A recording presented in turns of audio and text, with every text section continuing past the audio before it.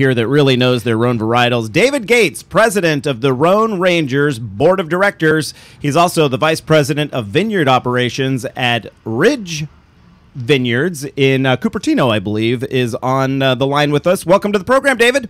Good morning. How's it going? Good. I got that right. Cupertino, correct? Yeah, home of Apple. And Ridge Vineyards. Yes. So, so famous for their apples and wine. Yeah, exactly. So, who are the Rhone Rangers, and how did that name get started? Oh gosh, it's been almost 20 years now, and they came up with the name Rhone Rangers because the Rhone varietals are grown all over the world, but they're not as well known as, Chardonnay or Cabernet. Right. And there were a group of wineries that were passionate about these grapes and the wines made from them, and they decided to get together, and they came up with this crazy name, Rhone Rangers, because they're kind of out there alone fighting against the huge tide of other varietals out there. Namely what, like Cabernet and Chardonnay? Those are the Cabernet, Chardonnay, and then, maybe right behind that is Sauvignon Blanc for whites and Pinot Noir for reds. So they're fighting against that. And funny enough, I think it's been almost 20 years now, Randall Graham had his photo taken with in a white suit with an eye patch and a cowboy hat and a white horse for the Wine Spectator, which is a wine magazine that's widely distributed in the States. Yeah, and that was like the beginning of the big fanfare of Rhone Rangers. And they're the ones that called him the Rhone Ranger, right? Absolutely. And that's very clever. He owns Bonnie Doon, or he founded Bonnie Doon Winery in Santa Cruz. Yes, and Randall is the first recipient of I don't know if it's going to be annual yet, but of the Rhone Rangers Lifetime Achievement Award. Oh, very nice. Yeah, and it doesn't mean that he's still going to be achieving other things, but right. This is a great recognition, we think, for Randall, because he has this really, really good blended red Rhone wine called Le Cigar Volant, among other Rhone varietals that he has made for many years. But he's had this one for 25 years, Le Cigar Volant. And typical Randall and Bonnie Doon, it's a takeoff on a I don't know what you'd even call it. It's Châteauneuf-du-Pape is one of the main southern Rhone regions that produces Rhone wines in France. Uh-huh. And they actually have in their town charter a declaration against UFOs landing in Châteauneuf-du-Pape. Oh. So, no, seriously. UFOs. That's hilarious. Randall, being Randall, named his wine, which is kind of an homage to Châteauneuf-du-Pape. It's it's Grenache and Syrah, Mourvedre, and a few other varietals mixed in. So he called it Le Cigar Volant, which in French means flying saucer. Oh, I love it. But that's Randall. He's a genius that way. Very clever. He's a great marketing guy, and he really is. And yes, and passionate about Rhone wine. David, I have to say, I personally have not sampled one of his wines, but I sample his Twitter feed on a daily basis, yes. and he's fantastic. He really posts some great, I highly recommend, if you're a Twitter user, looking up Randall Graham and then following him, because he's just got some great information. Yes. So you have to try his wines, though. Yeah, well, you guys need to come to San Francisco on the 23rd of March, which is this next Saturday, for the grand tasting. David, we'll talk about the grand tasting right out the other side of the commercial break. How does that sound? All right. Sounds good to me. Thanks, Randall. We're speaking with David Gates right now, Rhone Rangers, president of the board. He also works at a winery as well as the vice president of vineyard operations at Ridge Vineyards. We're back in just a moment.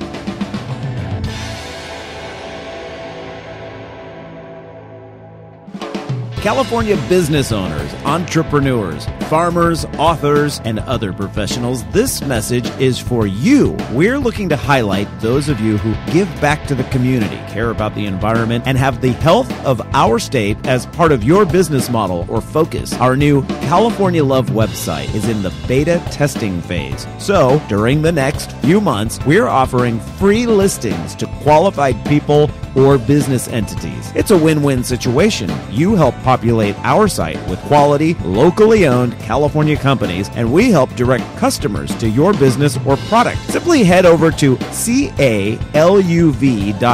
That's CA as in California, LUV as in a cute way to spell love.com, and enter the information for your business today. Why wouldn't you? It's easy and it's free. CALUV.com, the California Love Business Recommendation Tool. Hey, Farmers Market fans, listen up because we're launching a new show just for you. Join the Eat, Drink, Explore radio network each Thursday evening from 5:30 to 6 for a healthy dose of recipe sharing and food news.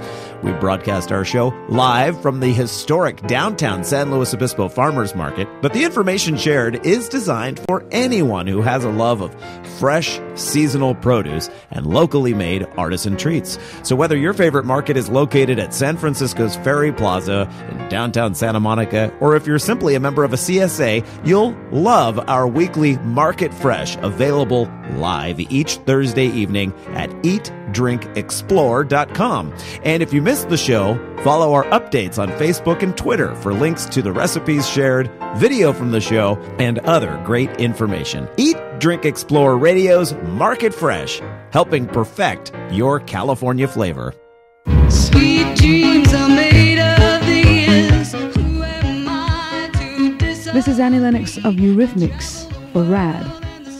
Please don't drink and drive, and don't drive if someone else has been drinking. Thank you.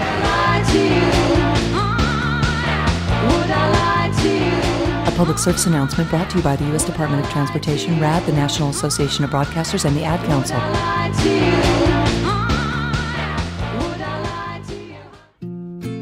Across the nation, people are stepping up for their mothers, fathers, husbands, wives, partners, sisters, and brothers.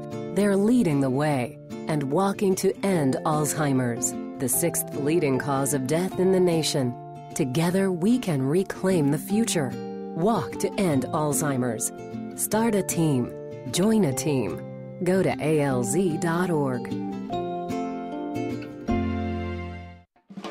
California business owners, entrepreneurs, farmers, authors, and other professionals, this message is for you. We're looking to highlight those of you who give back to the community, care about the environment, and have the health of our state as part of your business model or focus. Our new California Love website is in the beta testing phase. So, during the next few months, we're offering free listings to qualified people or business entities. It's a win-win situation. You help populate our site with quality, locally owned California companies, and we help direct customers to your business or product. Simply head over to CALUV.com.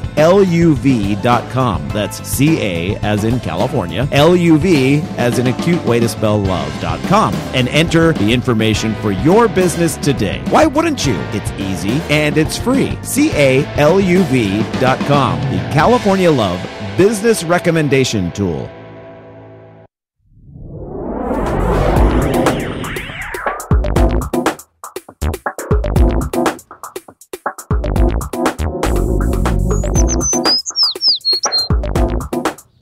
$9:19 now the time here on this Sunday Funday morning, and Patty, the arguing has already begun on we this. We heard raised voices outside on the street. On this St. Patrick's Day. You know, some of the bars opened at 6 o'clock, and we're now 3 hours into that. And not to mention, we don't know when the drinking began and ended yesterday for some of these who were standing outside the bars at 6 a.m. this morning in downtown San Luis Obispo. Right. So there was a little disturbance. It wasn't much of anything, but we are we're high above downtown San Luis Obispo, and we sort of have a bird's eye view of all that's going on. And so... The shenanigans. The shenanigans. Good word for today, Patty, on this St. Patrick's Day. Great to have you with us, everyone. And hopefully your St. Patrick's Day is uneventful on the negative side of things, but very eventful on the fun, family, and friend-filled side. Okay, so... David Gates, president of the Rhone Rangers Board of Directors and the vice president of vineyard operations at Ridge Vineyards there in Cupertino, was on the line with us and still is. And right when we were heading into that commercial break, you were mentioning an event that is being held soon in San Francisco. David, what's that? Well, it's the 16th annual Rhone Rangers weekend celebration of Rhone wine, American Rhone wines. Oh, a whole weekend. Yeah, well, it's Saturday and Sunday, or Friday and Saturday. There's this great winemaker dinner on Friday evening, and then a big grand tasting along with a couple of seminars on Saturday, all day Saturday. Very cool. Yeah. So, we were talking during the commercial break. We're getting in this education about these Rhone varietals. Is there a particular place in California, or are there places popping up across the U.S. where these specific types of grapes are grown? Or tell us more about that. Yeah, well, they're grown all over, from Virginia to Washington State to, of course, California, and other areas too. New York even grows some. You guys are kind of in the middle of the Central Coast, which has garnered a really good name for growing these varietals. Yeah, the Paso region. The Paso region seems to be big on it. It's huge, and yes, in Santa Barbara too. Some of the oldest vines that are Rhone varietals grown in the state are in Northern California, like Sonoma County, Mendocino County, with Grenache and Carignan. But most of the Syrah and that type of grapes, and plus all the great white grapes that you can grow that are Rhone varietals, are really, really well done in that area in the Central Coast. What are we looking at as a percentage, David? The Rhone varietals, as we mentioned in the previous segment, Cabernet is king in California, Chardonnay, as far as the whites go, taking up a big percentage of the grapes grown. But where do Rhones fall in all of that? Yeah, they're definitely in the smaller percentages. I'd say around 5%. Oh, all okay. Wines, maybe a little bit more than that, but not a huge thing. But what's great about Rhone wine, well, many things that are great about wines made from Rhone grapes, Rhone style grapes. The main thing is, for me, is that they're really food friendly. They the whites are usually on the rich side, and they go with almost any kind of seafood, etc. And the reds are just melt in your mouth. Typically, they can go well. They just pair well with lots of different cuisines. And Viognier would be the white people would be familiar with? Yeah, that's probably the most known grape. It's actually I think it's the state grape, or wants to be the state grape in Virginia, of all places. Oh. It's really found a home in Virginia. Interesting. Yeah, isn't that neat? And for the reds, Syrah would be the grape people know. Yeah, but actually the most widely planted are two other grapes. That one is Grenache and one is Carignan. Okay. You never hear about Carignan because it's typically used in a blend, and it excels as a blender. And Grenache, there's some really nice Grenache, single varietal Grenache wines, but typically again it's blended. Yeah, and I heard you mention Mourvedre also. Yes, yeah. So and that's. That one is called Mourvedre, and it is probably its most common name, but its real name is Monastrell, and it came from Spain, which Grenache and Carignan did as well. Excels in the Mediterranean climate. When it first came to California 130 years ago, it was known as Mataro, which is one of its synonyms in Spain. It's interesting when grape varietals have several different names they're known by. Syrah, another Rhone varietal, is one of those. Shiraz is how they say it down under. Yeah, and if you go to Australia, they'll say it about 3 to 4 different ways, depending on where they are. Really? Shiraz. I don't know, you put a whole bunch of different tweaks on it. It's really funny. And then it was interesting because it became so popular. Australian versions of it were really selling here in California, and you started to notice some California producers switching the name on their labels to Shiraz. Yes, and that was a way to try to look at wine styles. So you can make Syrah into that Australian style, which I would call it, which California can excel at as well, which is really ripe, bright fruit, softer tannins, and just a really kind of a gushy wine. It's really rich and jammy. I love it. Or you can make it more where it's leaner and maybe has a little bit more herbal or other notes. So it's not just all fruit. It's got other savory aspects going on. and that is more kind of mimicking of the northern Rhone, and cooler regions, Syrah grown in cooler regions. So, and that's one of the great things about Syrah, and one of its hard things, because you can make so many different wine styles with it. I've been so bad, David, over the years, even though I've grown up in a wine tasting family in the North Bay and have been to, I could never even count the number of tasting rooms I've been to. I'm terrible at describing what I'm tasting. Right. But here, you said a word that has come up more times than not in recent years for me, and it's a wine that I like. Someone will say jammy, and I'll say, oh, I guess I like jammy wines because... that resonates. It resonates. Every time they say that, it's a wine I'm saying, I like this one. Absolutely, and that's what, California does that really well. Washington State does that really well. You need a lot of sunshine, and then you just take that sunshine, let it get the grapes very ripe, and then take that into the winery and express it, and that's what you get. So interesting. Yeah. So David, you were mentioning that some of the Rhone varietals don't share the same popularity that some of the other, especially for California wines that we think of as being very popular. Did they not get their start as early on?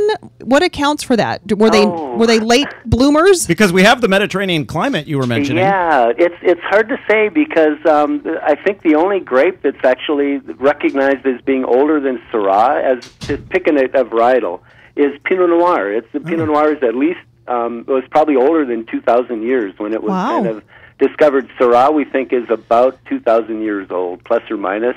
There's a dude named Pliny the Elder who was writing about this new grape in Lyon, which is now Lyon, in the northern Rhone part of France, and that was Syrah, and that was almost 2,000 years ago. So yeah, so it's just it's not a huge region, and I think a lot of it has to do with Cabernet is king because the Bordeaux, which is where they grow a lot of Cabernet, was really smart in their marketing, and 100 years ago, and they sold to England, which was the powerhouse 100 and whatever even 200 years ago, and so and the first serious wine drinkers in the colonies were all ex-British citizens or thereabouts, and that's kind of how it's through associations and through marketing. And so, David, we only have a few seconds left. I'm guessing there at